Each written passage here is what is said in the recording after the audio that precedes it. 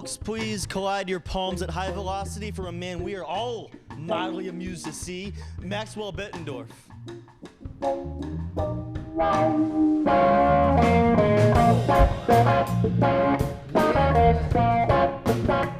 Here we go. Welcome to the show. Wow, dude, I love it. They put the name of the show in it. So if you didn't catch that, I'd like to say welcome to the show. I'm your host, Maxwell Bettendorf. Got to say, Ben, thank you for the great introduction. Well, you're welcome. And we have an incredible show for all of you today. We have DJ Keist One is in the studio with me, as well as the Kosmos as our in-studio band. How you guys doing today? We're doing cosmological, just like we always do. Wow. Throw your own name in it as well. I see how it goes. You guys been having a good term this term? It's doing great, yeah. We've been playing some gigs around town, some up in Portland. It's great. That's awesome. All right, I'm going to talk with you guys a little bit more later. So how about all of you just sit back and relax and enjoy the show.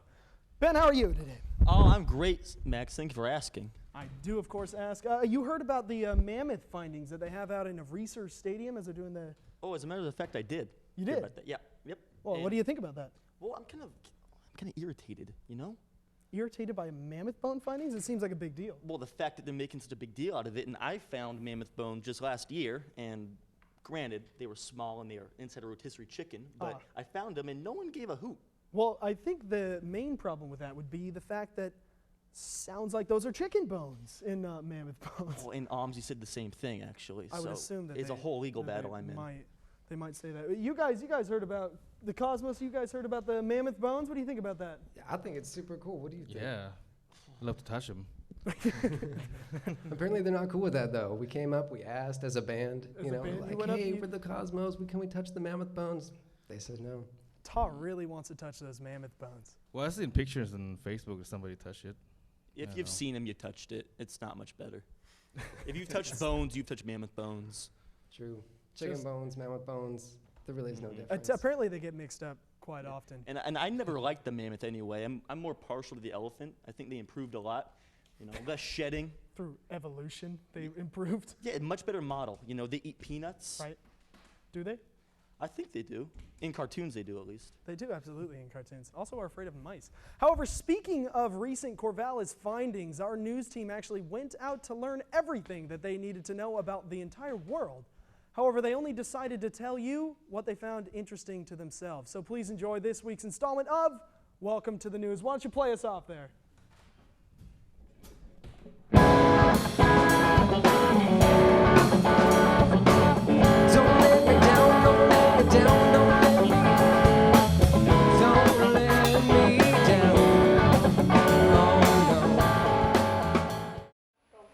Hello and welcome to the News. We hope you're having a wonderful evening, morning, afternoon, or just general existence.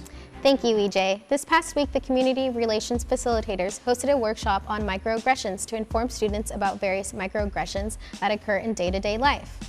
As it turns out, many students are unfamiliar with the term. I didn't know what it meant either. I was kind of thinking it's like when you're only slightly bothered by something, microaggression. So you just kind of like, Argh. Well, it's a good thing you went to the meeting then, right, EJ? Yeah, as if I would go to a meeting full of pissed off little people. Moving on, many students at OSU recently took advantage of the employment fair and learned about many jobs that could attain after college. The top jobs included professional crier, mac and cheese artist, chief of unicorn division, giver of no and a boner. I think you'll have to clarify that last one, EJ. A boner is a person who professionally debones chickens and other poultry. That sounds quite higher paying than what I thought it would be. An academic journal was posted recently claiming that all women are attracted to other women. This brings us to a segment we like to call What the Hell America, in which we look at current events and say, what the hell America? The study, conducted by psychologist Gerald Reiger, claims that all women are either bisexual or lesbian, but almost never straight. However, Reiger's sample for this experiment was just a little small. Only 345 women were included in the study because yes, 345 women definitely represent the other 3 billion women in the world. I guess that makes me a lesbian. Odd, I could have sworn I was straight. What the hell, America? Sarah Palin has now announced that she will be endorsing Donald Trump in his presidential campaign, much to the surprise of no one.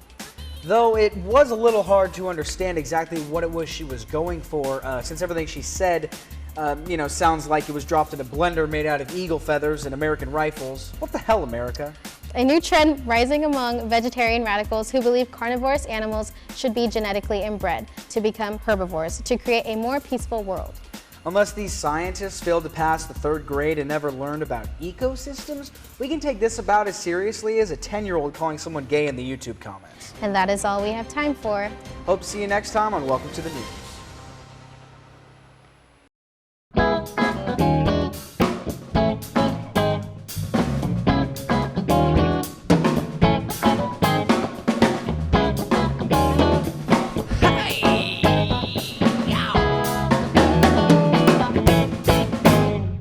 Jeez, I love that.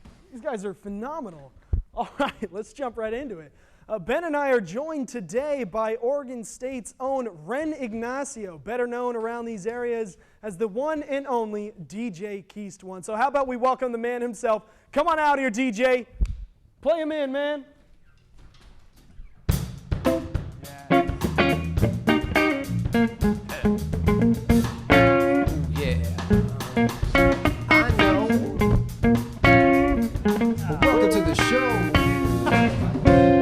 Welcome to the show. Welcome in, DJ. You've been doing you're doing a lot of work around here, haven't you? Yeah, I DJ around the bars around campus, a lot of sorority house dances, and then and then I just came back from Phoenix about a few weeks ago. Jeez, we'll talk about that. But first, of course, the topic of concern here is the woolly mammoth bones. Apparently, everyone's raging about it. Ben loves them the most. So, what do you think about that? I think it's really amazing. It's good for the science department, and then we might have to rename our school to the Mammoths. I don't know. Honestly, I don't want them to do that. Same here. So, why don't we jump into a couple questions here? I've got to ask you. I mean, you've been DJing for a while, but what got you into DJing? What got me to DJing Was it the acronym? You just liked how it rolled off the tongue? Yeah, DJ. A little bit, but it's actually a more deeper A lot story. of careers are chosen that way, just like the name of them. Ah, true. Wait, what? All right. How did you get into DJing? Well, I got into DJing I used to play drums all throughout high school. I played for about 3 years, and then I ran to a creative block. Then I saw a video of Travis Barker and DJ AM for their Fix Their Face album.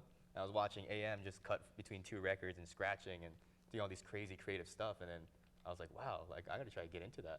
You think it's an easy thing to pick up? Do you think Ben could handle DJing? I think I could, just seeing what you do. No offense, but it looks really, really easy. It's actually very, very difficult, and people don't tell you what goes behind the scenes, just trying to get your next gig, and then there's it gets pretty crazy sometimes. I had this one girl almost took up my DJ equipment trying to twerk on the DJ booth, and I had to dive and save my gear, Yeah, that's the part I think I could do. I think I could be twerked on. You think the twerking part does sound like a very big hassle for a lot of DJs, because I mean, you play the music that makes them want to twerk, they're gonna twerk. You asked for it. Naturally, naturally, this is what you went into. If I may. You may. Yes. Ren, Yes. you've been quoted as saying, I got 2 turntables and a microphone. Yes. Now, I see your microphone here, but you stand before us turntable-less. Yeah. Care to comment? How about talk about how heavy your equipment is? Oh, my equipment Jeez. weighs around 150 pounds. Each turntable weighs about 30 pounds each. Mixer weighs another 20, and then it comes in one big, huge case. That's another 50 pounds. I'm sure a lot of you I'm have satisfied. I'm sure a lot of you have seen him play. He played at Battle of the DJs, Battle of the Bands. I Wish You Has Talent. What else? You played at a couple local events, and then you even went to nationals for the DJs. I went to the Campus DJ National Finals. Yes. So they start off at the pilot event here at OSU. I won the Battle of the DJs twice. Went to the Oregon Regional, got runner-up, but I got my votes up, and then I went down to LA this past summer. And then I won as a wild card, and then I was like, hey, you're going to the national championships. So I was like, oh my God. That is amazing. And all of that is done, you mix and mash songs together to do your DJing. Do you have any original works, though? Do you ever make your own music? No, I usually don't. I'm not a producer. I'm a very terrible producer. I like to do things real old school, just get 2 records, mash them together, scratch it, chop it up, do what you can live, and then put on a great show. Yeah, I mean, that is awesome. But I mean, do you ever thought about making your own music once? I do, yeah. It's just that when you make your own music, you kind of hear the same song over and over again. You get sick of it, and it's kind. I want to do collaborations, so maybe I can help cut up a few breaks for a producer, and then work side by side. Well, have you considered becoming a pro juicer? By that, like a professional juicer of vegetables and fruits? Oh yeah, like the Jack LaLanne Power Juicer. Remember that? That's another. I got That one is of those. true. If you Yeah. want to pick up a real career, you can juice fruits Professionally. while you DJ. I mean, you could turn your spin table into a blender, Yeah, it's like just like chopping beets. This time I'm chopping orange. It's or it like- could still be beets. Well, you don't chop an orange. I'm glad really you wanted asked to- that. Maybe you shouldn't quit your day If you job. want to stick actually. around with the beets. You didn't know that.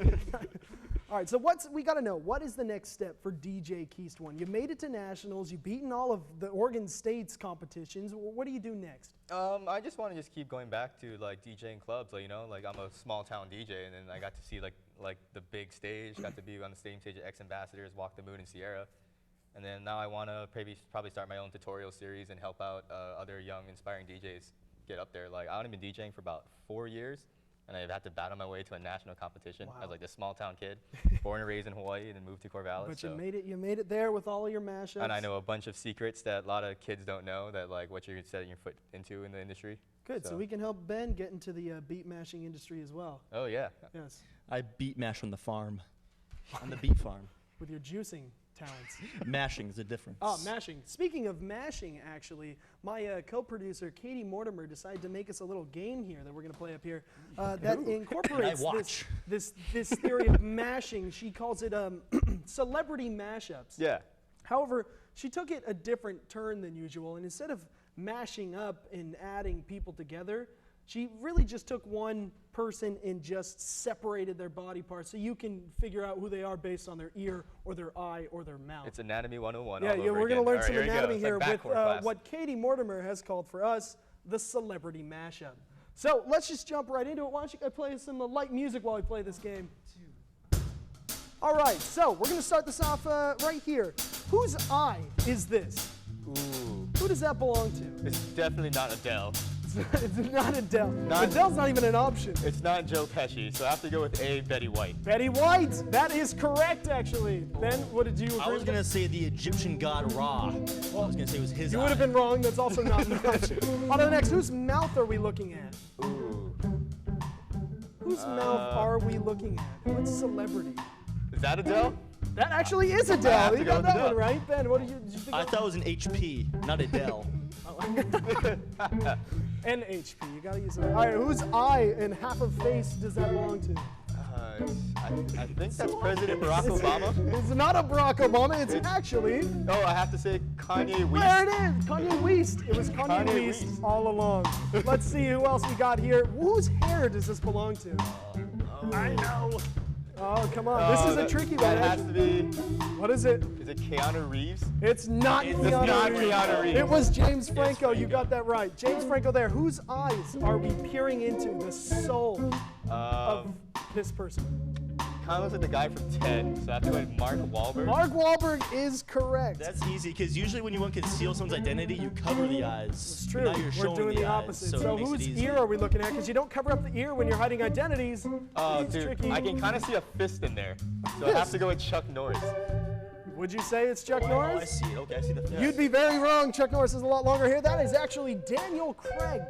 Who's he? He's the guy who plays 007. Oh! Yeah, you gotta know that. All right, whose mouth? This is the last one. Can you get it? Can you get it? I have to go with Morgan Freeman. That's right, Morgan Freeman. You got it. I can hear him singing You into my win. You the win pop this into my game. ear. We've got a winner. All right. Congratulations, DJ Keast One is quite the champion of this. Jeez. All right. Thank you very much. That was a beautiful music we got during that game. Oh, I And thank a you. beautiful win by DJ Keast One. And since we're on the topic of mashups, my field team decided to read a bit of poetry in the form of porn comments. So I don't know how exactly that went. Yeah, getting a bit nervous on that. Let's see how that went in this new segment that we're calling Porn Comments in Real Life. Go ahead and take us away. 1, 2.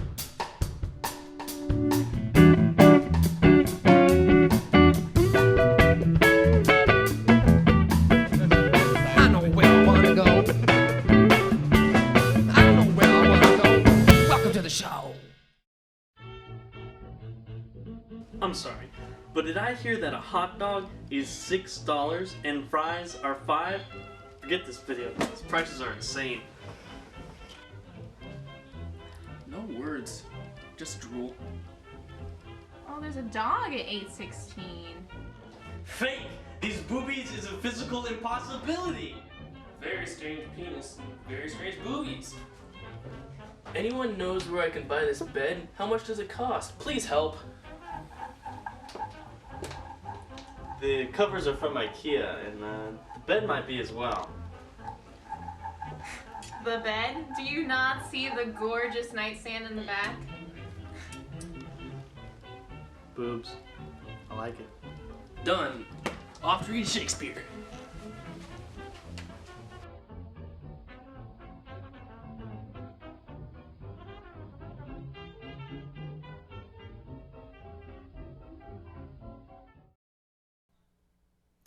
Everybody, give it up for the Kosmos.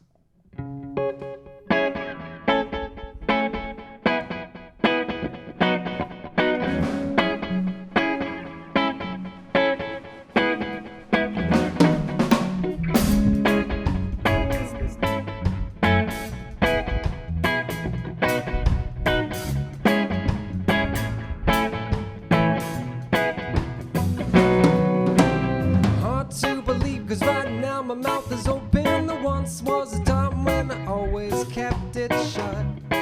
When the time came to speak up, I didn't want to mess up attention that was given to me. I'm bad at decisions and a lot of other stuff, but I learned to listen. So I've got that going for me, and I've come far, wishing on a lucky star, wishing on a lucky star. I've come far, wishing on a lucky star, wishing on a lucky star.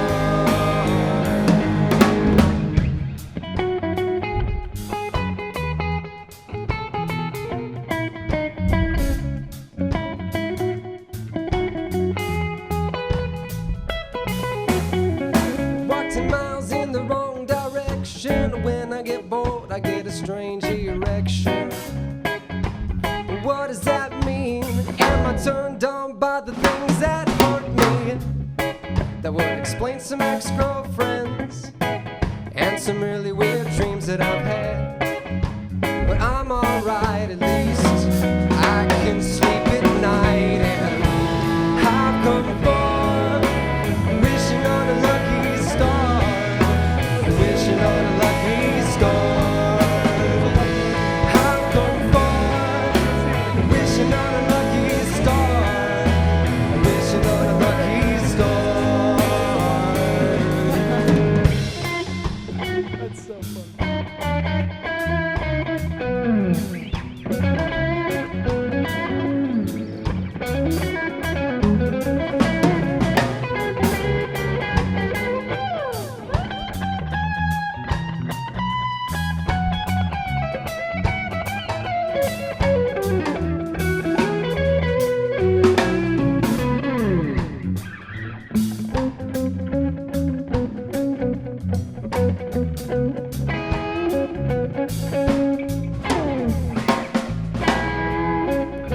I got baked, left my brain like a chicken. I drank like a fish until the drink started to sicken me.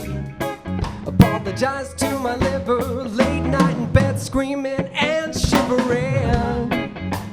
What have I done? I messed up my body and my brain, and I only got one. But I still have time. Oh God, do I still have time? I've come far, wishing on a lucky star, wishing on a lucky star. I've come far, wishing on a lucky star, wishing on a lucky star,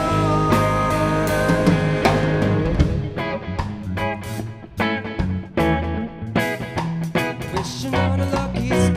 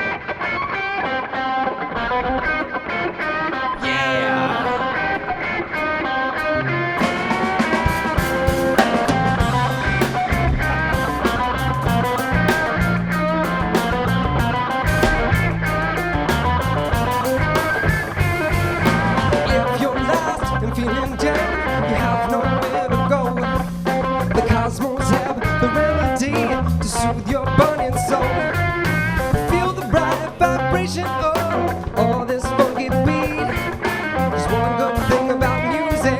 When it hits, you get on your feet and get down and shake. What you wanna shake? Move. What you wanna move? Snap. What you wanna make? Do what you came to do. Mama told me if you're sad, you bring other people down. Stop your negativity and move your body around. We got faces on and they're set to fall. We're gonna beat you up. We'll make the beat if you make the heat. Come on and move your butt, get down and shake. What you wanna shake? Move. What you wanna move? Snap. What you wanna snap? Do what you came to, what you came to, what you came to do.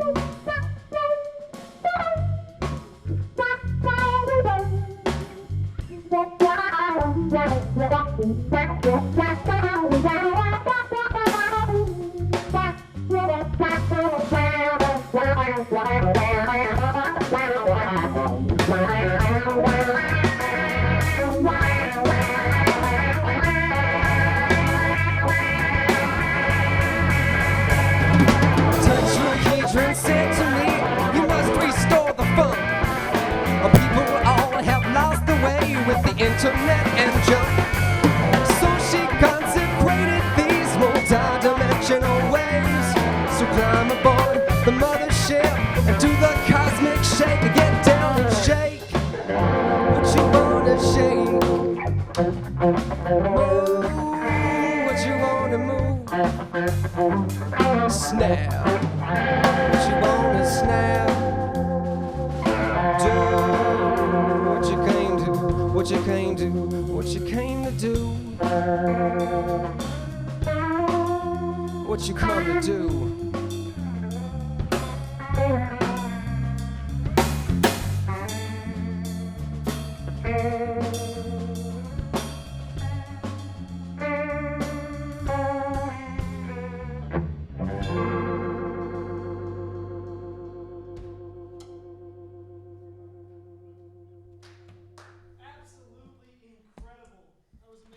Thanks. The Kosmos, everybody. That was amazing. Why don't you guys give me a light tune while I do some thank yous here.